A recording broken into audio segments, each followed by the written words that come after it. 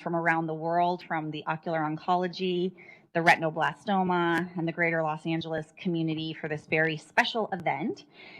I'm Jess Berry. I'm the director of the retinoblastoma program at Children's Hospital, and I am really very pleased today to be able to present the inaugural Linn Murphree Endowed Lecture.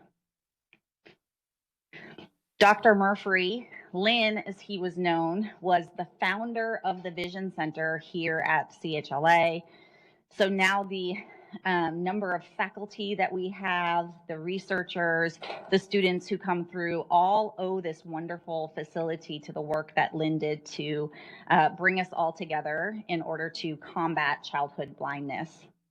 He was the founder and then director emeritus of the retinoblastoma program, a professor of ophthalmology at the University of Southern California, and has had numerous contributions and innovations to the field, including the RetCam, a wide field retinal camera that we used for our children under anesthesia, the ABC retinoblastoma tumor classification system, which is still used today, one of the first chemotherapy and chemothermotherapy protocols used on children that, again, is still used around the world today, and an episcleral drug delivery reservoir, which is in use in clinical trial for children with retinoblastoma today. He won too many awards for me to go over, but these include some highlights: the Stallard Award from the International Ocular Oncology Society, and the Helen Keller Award for the impact of cloning of the RB1 gene. But most of all, Linn is known for his big heart. He will be remembered for the hundreds of children with retinoblastoma and their families for whom he cared deeply and they cared back for him. You know, people say that your work is not with you at the end, right? That's an adage people say to get you out of work and with your family. But the truth is that Linn's work became his family, and his work was quite literally at his bedside all the way to the end. There are many doctors that he trained from around the world to do the same. I think my #1 honor in life in my career will be that I was Linn Murphree's last fellow and convinced him to train me. And this lectureship here was established in this year, the year of his passing, to commemorate his life and his legacy. And speaking of the doctors that he trained, I'm honored that Dr. Francis Munier has flown from Switzerland yesterday, combated a canceled flight to get on another to be with us today. Dr. Munier is professor and head of ocular oncology, pathology, and genetics at the Jules Gonan Eye Hospital in Switzerland. He is an ophthalmologist and a medical geneticist, and he trained with Linn Murphree in the early 90s for 2 years at CHLA. Linn was so proud of Francis, and I know of that because he spoke of it so often during our many talks together. Francis has himself led significant landmark advances, including what he will speak to today, chemotherapy in situ, meaning directing into the eye for vitreous and aqueous humor disease in retinoblastoma. And I'm so grateful for that because his work led to our body of work at CHLA using the aqueous humor as a liquid biopsy for retinoblastoma. He has many awards himself. He was the honorary secretary of ISO in 2017 and the president of ISGETR in 2019. And I hope you will add to your honors now, serving as the inaugural Linn Murphree Lecture in 2022. So I invite him to come speak on the 10-year experience with intracameral chemotherapy for aqueous seeding in retinoblastoma, long-term efficacy, safety, and toxicity. Thank you.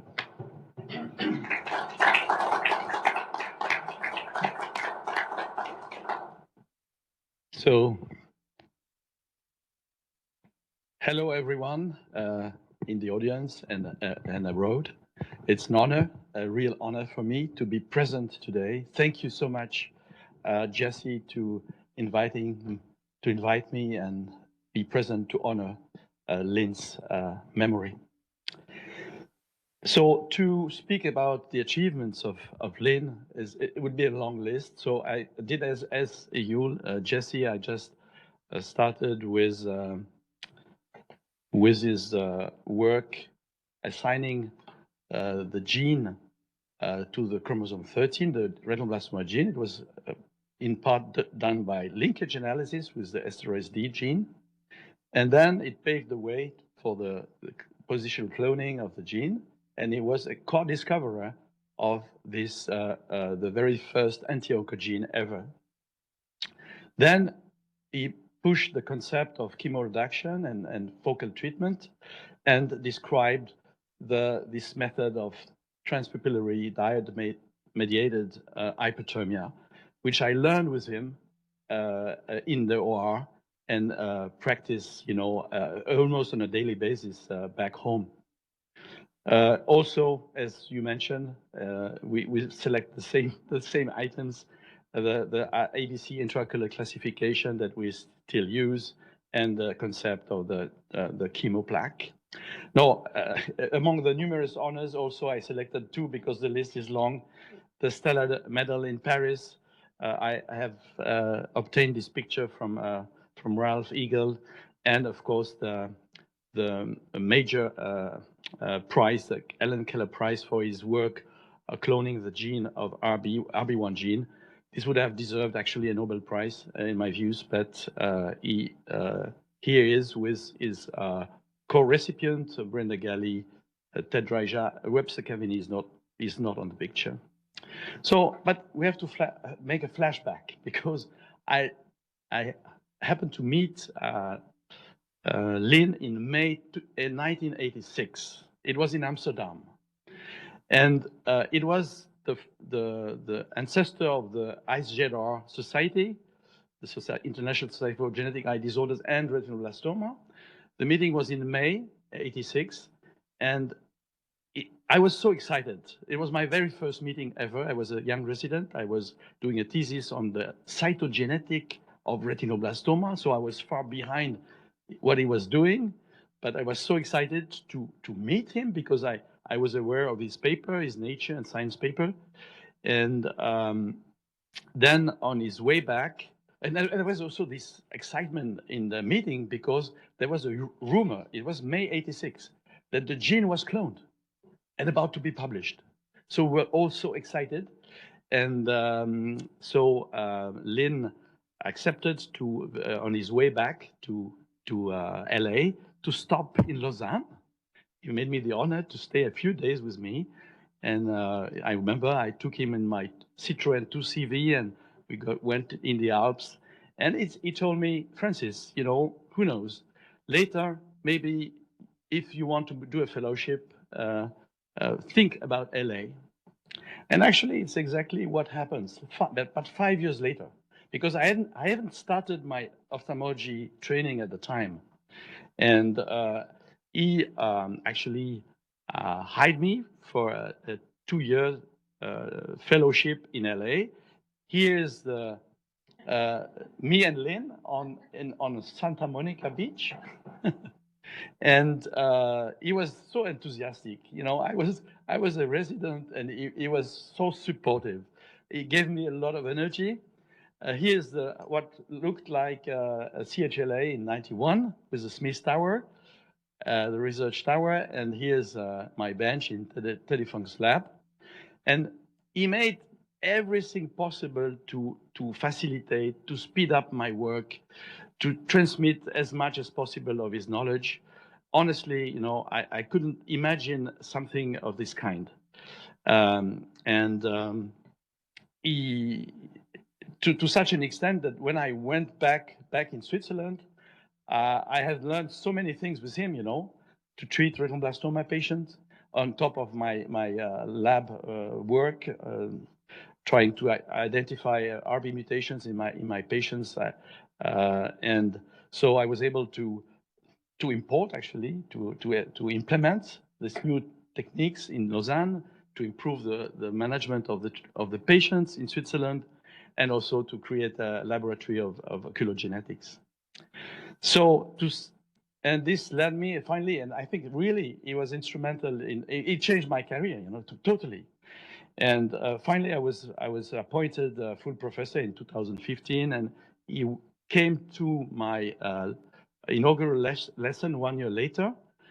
Despite his health problem, I was amazed that he made this trip. I think it's his last transatlantic flight, and he was there. It was splendid. It was fabulous, and we enjoyed that time together. I dedicated him my baby. My baby is this 70-page paper, but this baby couldn't eclipse, of course, the baby of my half sister, because I have a half sister because we have the same father. Linn is our father of both, and about the same time she gave birth of Daphne Linn, and it's so nice to see how emotional he was about the name you gave to your daughter. Linn, it said, the name will not die with me. I said, Linn, look, your name is not going to die. He will survive. You are an honorary grandpa. You have clinical children, and I'm so proud to be your clinical son. Now we'll go into the topic of my talk, and I just briefly comment the scheme.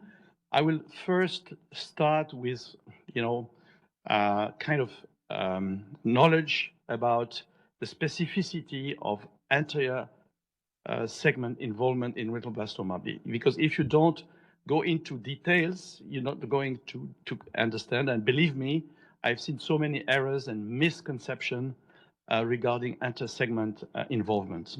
So I will describe this, and then I will comment and illustrate the technique of intra-cameral chemotherapy, and finally we'll review our long-term results.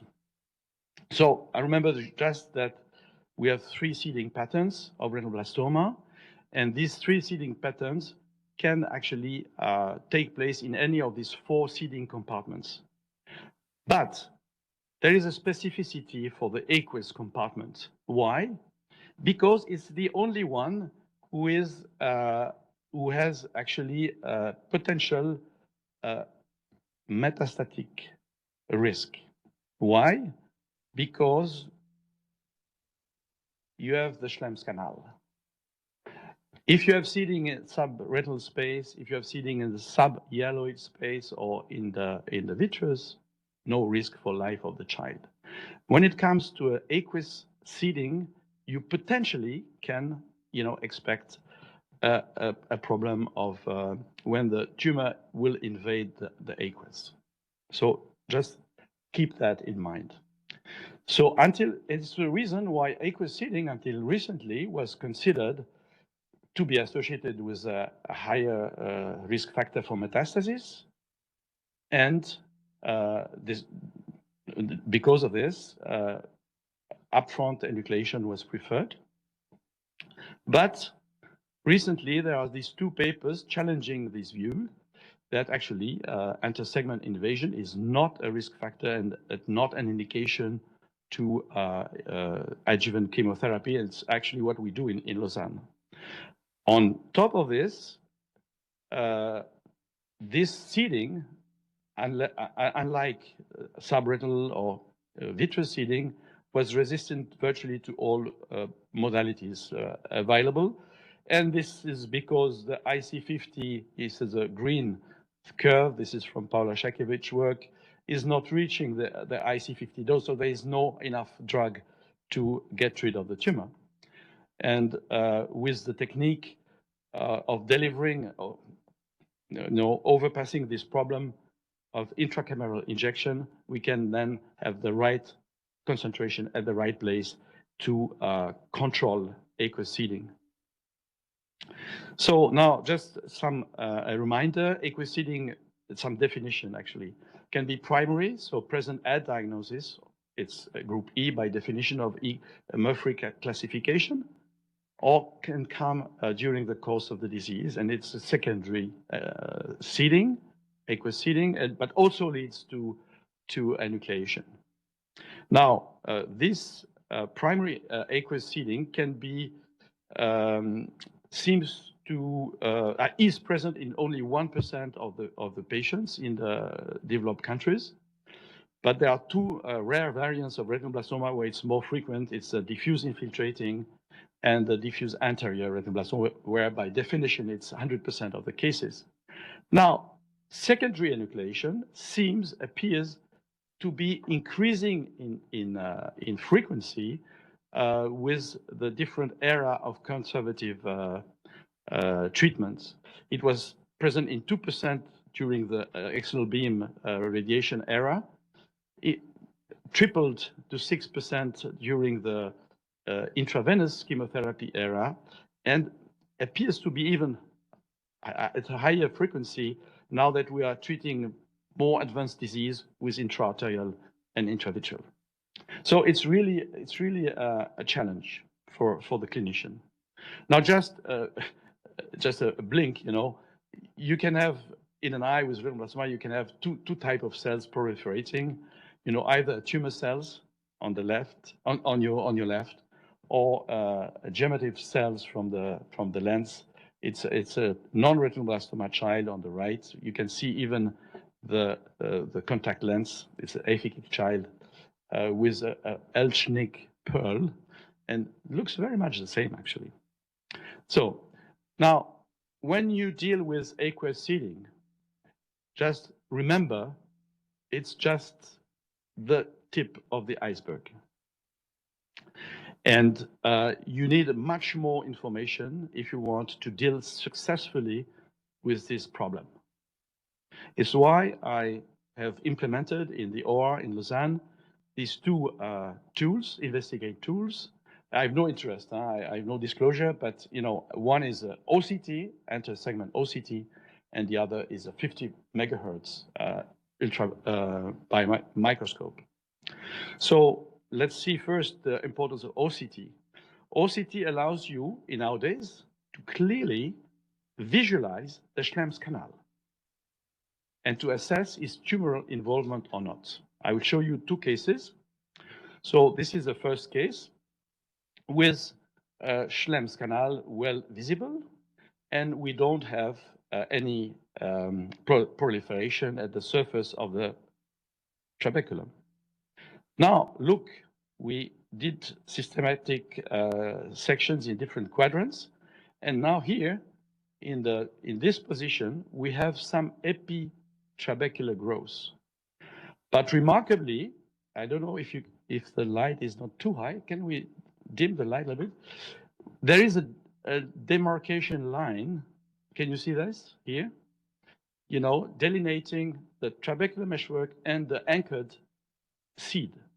So no, according to this, we would be inclined to say there is no intratrabecular invasion. But of course, we need the histology to prove that. But we would say that. Now, we had this other case coming, and which were enucleated upfront with these two sections. So here again, you have on this 9 o'clock section, you have an epitrabecular implantation without invasion of the trabecular meshwork or the Schlemm's canal, which is totally tumor-free. It's in contrast with this 4 o'clock position, where we have a seed anchored on the trabecula, invaded the trabecula, apparently, at least on the OCT, and occluded the Schlemm's canal. So I asked our pathologist, Alexandre Moulin in Lausanne, to try to make a correlation, and indeed, we were able to strictly correlate these things. So I think that OCT can truly, you know, tell you the truth about the status of Schlemm's canal. Now, UBM will allow you to characterize, and you will see why it's important to characterize the posterior chamber growth pattern. Antechamber, you have seen, you have the class 1, 2, or 3 seeds. In the posterior chamber, it's the hidden part of the eye. You have to know what happens there, because by definition, the disease passed from the retina to the aqueous through the posterior chamber. So if you miss this information, you're going to probably mismanage your patient or miss something. You can also determine, or actually the presumed path of invasion from retinal cells, tumor cells, to the aqueous. And finally, you can also assess the status of the anti-UVA, see if the iris itself and the ciliary body is invaded or not. To do that, I'm sorry, I will go back. It's a reminder of the micro-anatomy of the Fundus extremicus. And here I refer to the work, maybe unknown in the US, of two Swiss ophthalmologists in the 60s, 70s. It's Georg Eisner in Bern, Switzerland, the capital, and Basil Dijker was a pathologist in Basel. They dedicate actually their life to the extreme periphery of the eye. And it was published in German. So it's why probably it's not really, diffused everywhere. So, but I will show you the basic things. So first, when you see this scheme, you have the 10 is the anter-hyaloid. The anter-hyaloid is a green structure bridging the ora serrata to the Vigat ligament on the lens. But you have variants. You see, you have variants of this anterior hyaloid, and sometimes it's building, secluded little areas, but it's the posterior chamber. It's with aqueous, and so keep this just in mind. Now, interestingly enough, the vitreous base, it's the number 7 here, and shown here, is fenestrated. There is no hyaloid at this level. The hyaloid is interrupted. And the vitreous base is fenestrated. The internal limiting layer of the retina there is present, but fenestrated. Then you have an anterior extension of the retina. You have the oral retinal oral teeth, and you have the ectopic retina, ciliary ectopic retina, sometimes not attached to the aura. So here's such a case. You see this case here. It's a section, just on longitudinal section, and this is retina. And this retina has also interesting characteristics. It's not only devoid of hyaloid, because the hyaloid is floating away, but it's also totally devoid of internal limiting layer. Keep this in mind for one of the next step. And so you have this oral teeth, okay, without any hyaloid and inner limiting membrane. Finally, just keep also in mind for the nomenclature, 17 is the Hanover Canal, delimited by the zonula and the equator lens, and 18 is the Petit's Canal, okay? Now, the growth pattern is the posterior chamber. You will see we can distinguish 4 different growth patterns. The first one is the growth pattern in the Hanover Canal. It's nicely shown here. The second is growth in the Petit's Canal. It's a longitudinal section. This is a transverse section. But these seeds in the Petit's Canal can fuse, and create a plaque. And a plaque, when you have a plaque in the Petit's Canal, it's a risk factor for relapse, because if you inject only in the antechamber, you may miss and have an under exposure, an under concentration, a lower concentration at the posterior pole, not reaching all these cells. Then you have what I call the interciliary process. So it's not growing on the pars plana, it's growing now between the ciliary processes.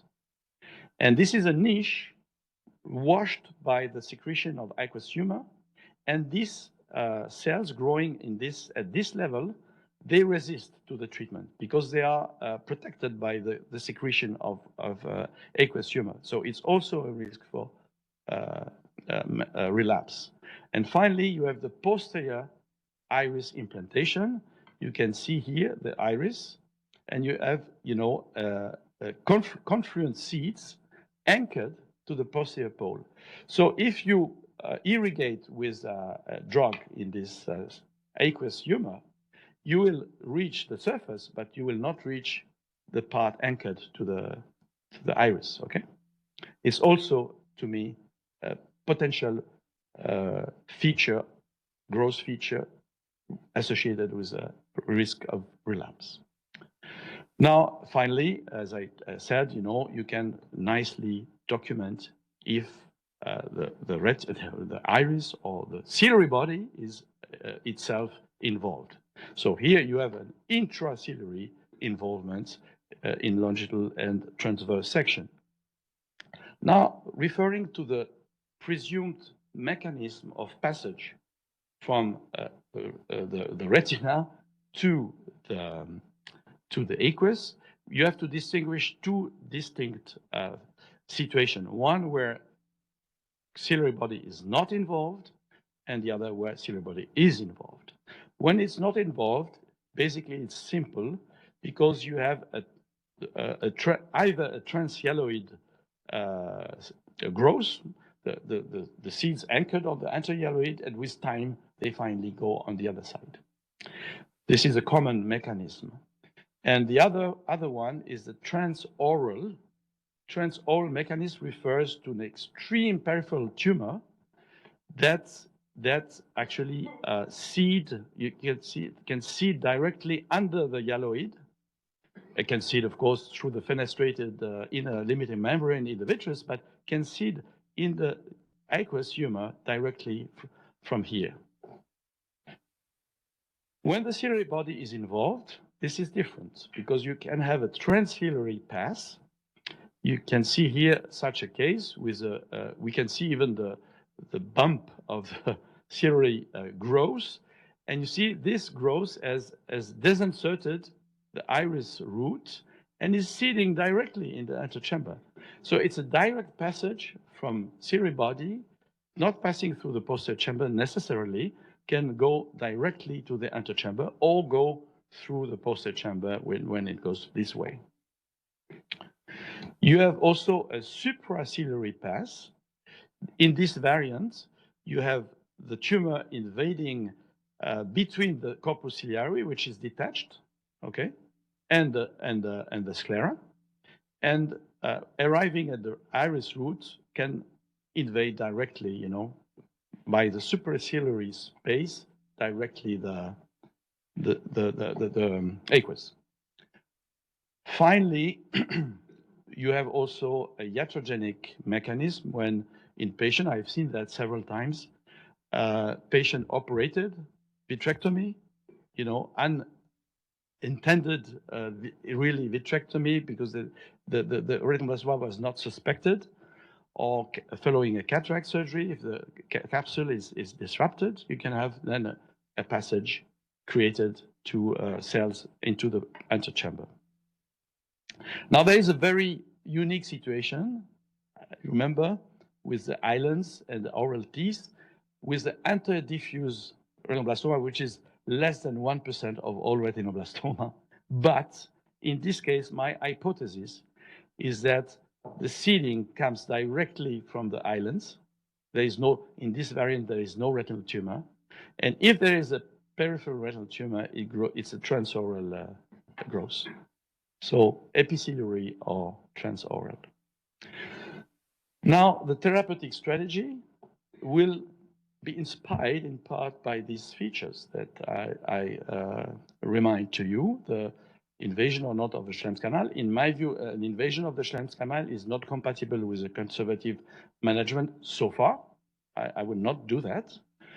The growth pattern, if I have plaques or whatever, or interciliary process implantation, it will influence my plan strategy.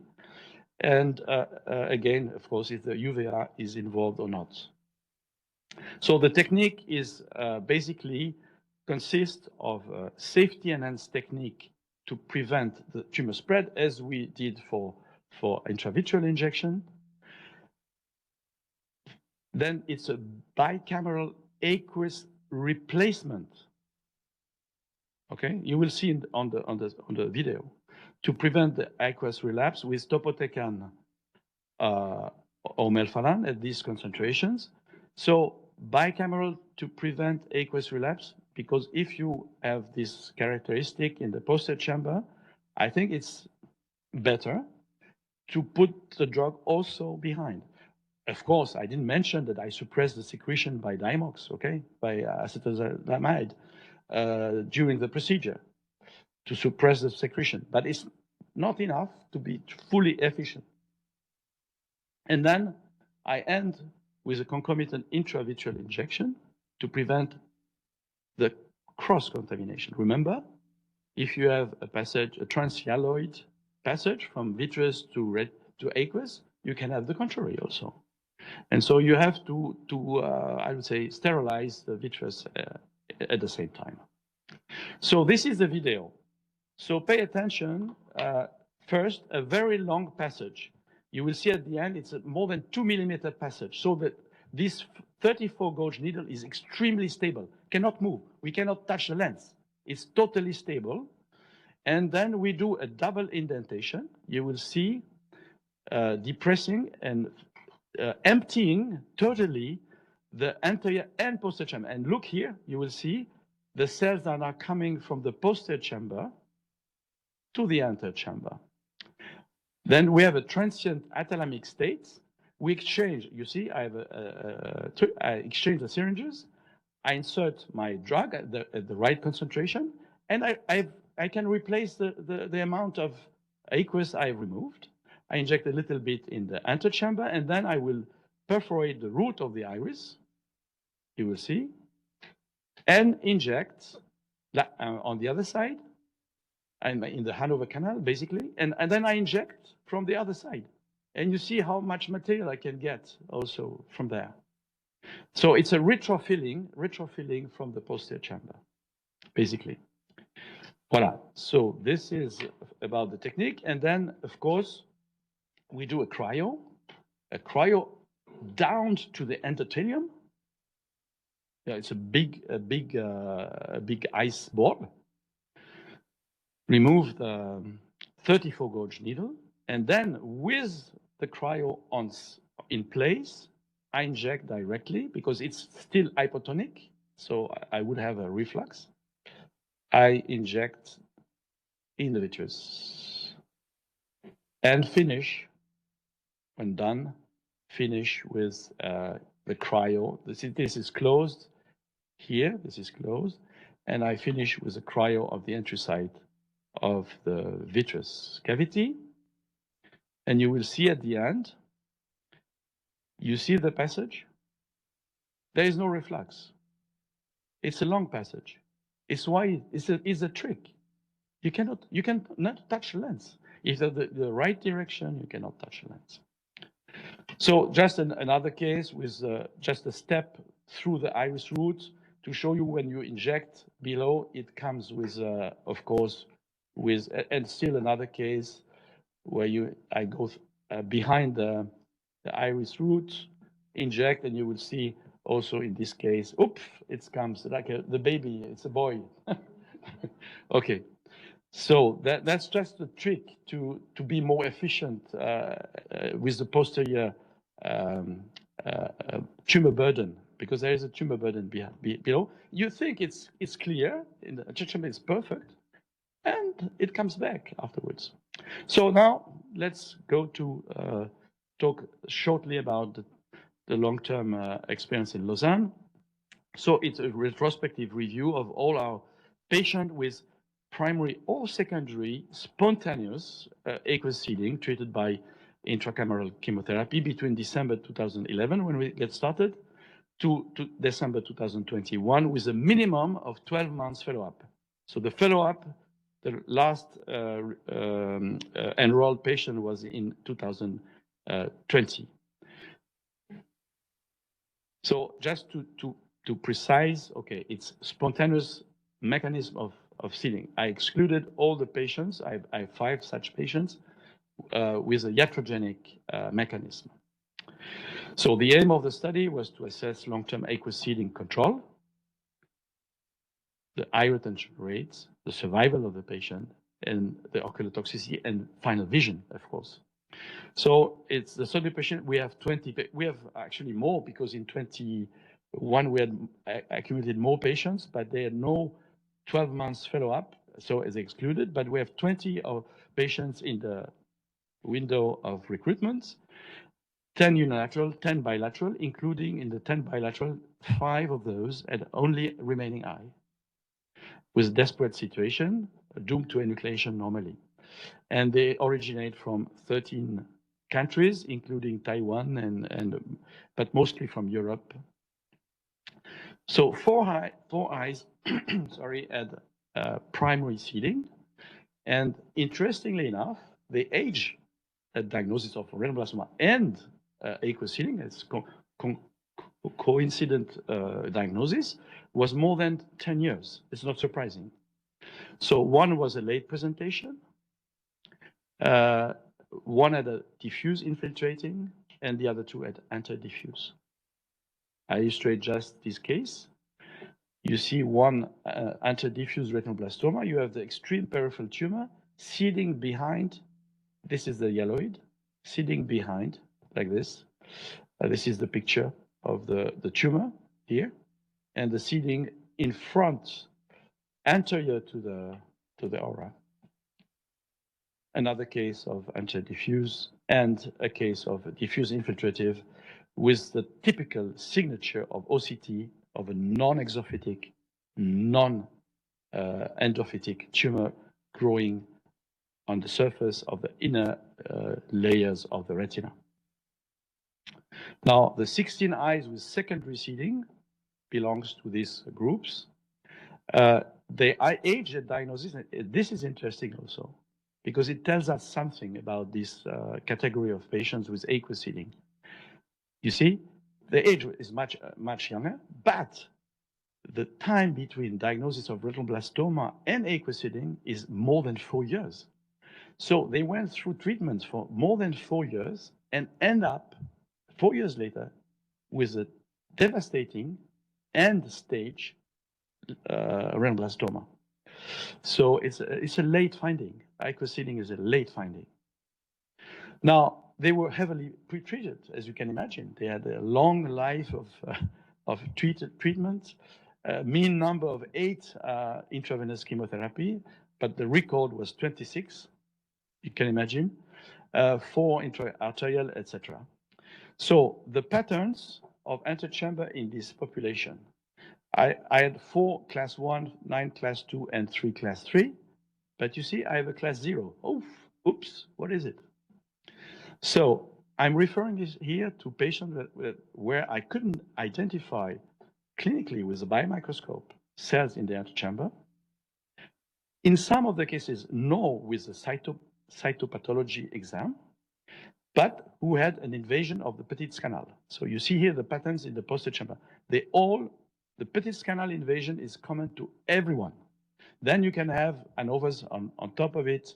You can have interciliary process or a combination of those. The ciliary body was invaded in 4 of them, and ciliary body plus iris in 1. The presumed invasion mechanism was a transoral migration in 8, almost half-half. Now, the initial good news was that we were able to control the aqueous seeding in all cases. Okay, 13 eyes were treated only with melphalan at a mean concentration, replacement concentration of 17 microgram per ml, and with a mean number of 5 injections. So you know, in a month, it's over. The game is over. Normally, you have resolved the problem. 7 eyes were treated only with topotecan, with a mean of 4 injections at this concentration. Now we had a relapse in 3 eyes. at a mean interval of 8 months following the last intracameral injection. But all were controlled, just increasing the number of injections and the dose. We of course, additional treatment were performed as necessary to sterilize the seeding source and any other tumor activity in the eye. Now, we had 3 secondary enucleation out of these 20 eyes for progressive retinal disease. One happened to be RB1 proficient MYC and amplified tumor, very aggressive, and 2 of these 3 patients had actually high risk factors and had and were administered adjuvant chemotherapy. All patients are alive without metastasis with more than 4 years mean follow-up. So the overall experience is 85% eye retention rate with a useful I have no time to go into the details of the functional results, but near normal visual acuity in 82% of them, and it includes all remaining, the 5 remaining eye were salvaged with a mean survival follow-up of more than 4 years. So this is just to present you some cases. I think I'm almost done. So one before and after treatments, gonioscopy before and after treatment. This is the clearing of the Hanover's canal before and after the treatment, clearing of the Petit's canal before and after, the interciliary process, and here another case of interciliary process. If you see this shape of growth, be careful, yeah. And this is the worst ever I have treated, only remaining eye from Russia, and is now 0.5 vision. I had to, of course, operate the cataract. So toxicity was dominated by actually cataract, but remember, we are in the context of anti-segment involvement. A lot of these patients received brachytherapy or before and also after, because we had to treat the intraciliary involvement. So we were able to, attribute that 13 developed a cataract out of 20, but only 4 of the 13 were really attributed to ICC because there was no other confounding factor.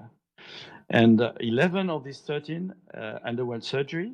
And of note is that the fluid that we collected from the surgery, they were analyzed, of course, and were tumor cell free. So this is such a typical case induced by the ICC. It was a case that actually recurred, so received a lot of injections. It was my first case, actually. Interestingly enough, the cornea is not suffering at all. Is standing very well, this treatment, because the cell density we were able, in a couple, because the age was high enough to do the cell count for topotecan and melphalan, and there is no change. Despite also this cryo that I do, systematically, no change in the cell density, and no iatrogenic induced astigmatism due to this repeated cryo, transcorneal cryo. So in summary, we have reviewed anterior segment invasion specificities. As a reminder of Fundus extremicus micro-anatomy, we have reviewed the in vivo OCT tumoral assessment of Schlem's and the UPM of anterior, described the relevant growth patterns in posterior chamber, and described the presumed invasion mechanism. We have illustrated the technique of injection and the rationale behind, and we have presented our long-term results. With this, I think regarding ICC, we can see that it appears to be safe. We have 4 years follow-up as a mean. Is certainly efficient to control the seeding. Of course, you need additional treatment as necessary to control the other tumor burden. Toxicity is limited and not sight-threatening. Now, all this is the result of a team effort, and I would like to acknowledge all my collaborators. It's a long list of different specialties, at least 11 medical specialties and non-medical colleagues on this list. So I thank you for your attention, and thank you, Linn.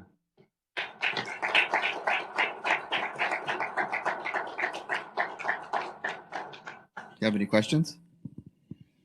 I have a question. Oh, yeah. With the transhyloidal spread, you talk about the anterior hyaloid face being fenestrated. So are these tumor cells just diffusing across a pore, or do they actually have to diapedese their way in between structures? Like, how does that? And is the fenestration universal across the entire anterior hyaloid face, or is it just in the periphery? Hello. The fenestration of the inner limiting membrane is characteristic of the tumor of the vitreous base. Yeah. Now you speak about yelloid, right? Anti-yelloid. Yeah. So my guess, but I couldn't assist really to the phenomenon, but my guess, also reviewing all these sections with Alexandre Moulin. Alexandre Moulin is our pathologist, you know him, is well known. So we tried to get a clue how it was happening. But obviously, when a tumor, it's the same thing with a seed, a vitreous seed that, with gravity sits on the retina, end up by invading the retina. So it's the same thing with the yelloid, and after a certain time, it's on the other side. I'm sorry, I cannot be more precise.